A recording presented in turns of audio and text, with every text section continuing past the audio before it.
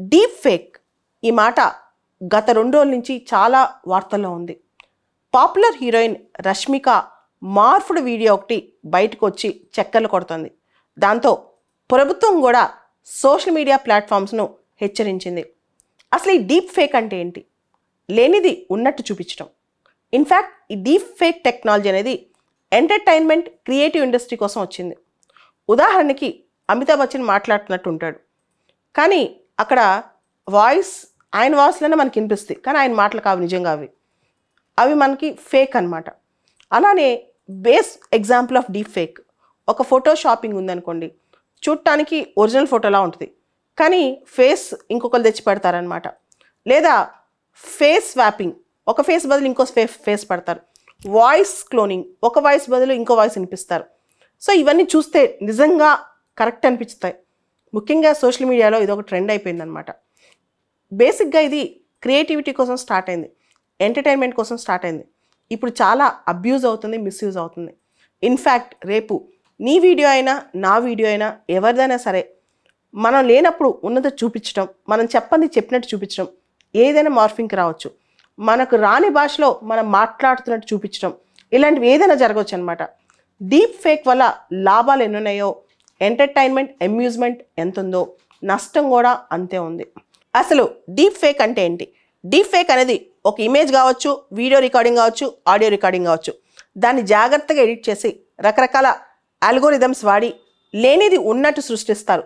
Face మార్పిడి కావచ్చు, voice మార్పిడి కావచ్చు, ఆ ప్రాంతం మార్పిడి కావచ్చు, ఏదో ఒకటి చేస్తారనమాట.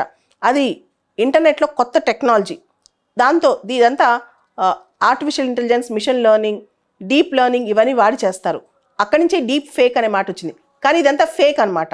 రష్మిక వీడియో వైరల్ అయిన తర్వాత చాలామంది డీప్ ఫేక్ని ఖండించారు, అమితాబ్ బచ్చన్తో సహా. దీనిపైన గవర్నమెంట్ ఇమీడియట్గా లీగల్ యాక్షన్ తీసుకోవాలని కూడా కోరారు. దీంతో ministry of electronics and information technology ప్రభుత్వం దీనిపైన కఠినమైన చర్యలు తీసుకుంటుందని ప్రభుత్వం మళ్ళా ఒక అడ్వైజరీ జారీ చేసింది అన్ని సోషల్ మీడియా ప్లాట్ఫామ్స్కి. ముఖ్యంగా వాటికి సంబంధించిన లీగల్ ప్రొవిజన్స్ చెప్తూ అందరు సోషల్ మీడియా ప్లాట్ఫామ్స్ దీనిపైన చర్యలు తీసుకోవాలని, ఇటువంటి డీప్ ఫేక్స్ రాకుండా చూడాలని చెప్పి కూడా గవర్నమెంట్ అడ్వైజరీలు చెప్పిందనమాట. గవర్నమెంట్ ఈ సందర్భంగా section 66D of information technology act 2000ని బయట తీసుకొచ్చింది. దీనికి సంబంధించి సోషల్ మీడియా ప్లాట్ఫామ్స్కి వార్నింగ్ కూడా ఇచ్చింది. సెక్షన్ 66D ఏంటంటే కంప్యూటర్ టెక్నాలజీ వాడి ఒక చీటింగ్, ఇంపర్సనేషన్ అంటే లేనిది ఉన్నట్టు చూపించడం, ఉన్నది లేనట్టు చూపించడం ఇలా చేస్తే కనుక స్ట్రిక్ట్ పనిష్మెంట్స్ ఉంటాయన్నమాట.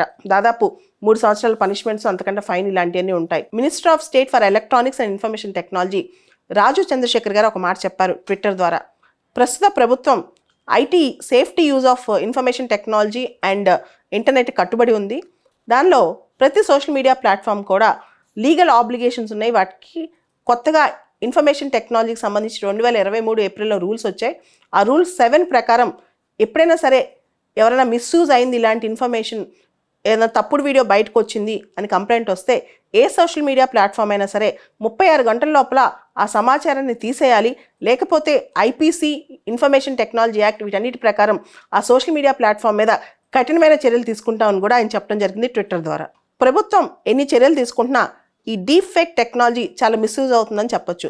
రష్మిక వీడియోలో ఆవిడ కాని వీడియో అనమాట, బ్రిటిష్ ఇండియన్ ఇన్ఫ్లుయెన్సర్ జరా పటేల్ వీడియోని ఆవిడ ఫేస్ తీసేసి, జరా పటేల్ ఫేస్ తీసేసి రష్మిక ఒక ఎలివేటర్ ఎక్కుతున్నట్టు, బ్లాక్ కలర్ డీప్ నెక్ వేసుకున్నట్టు ఈ విధంగా అగౌరవపరిచారు.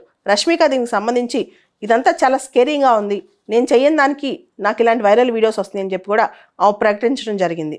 2 సంవత్సరాల క్రితం ఢిల్లీలో ఎన్నికల సమయంలో నేతలు 2-3 భాషల్లో ఓటర్ని అభ్యర్థిస్తున్నట్టు డీప్ ఫేక్ వీడియోస్ పార్టీయే రిలీజ్ చేసింది.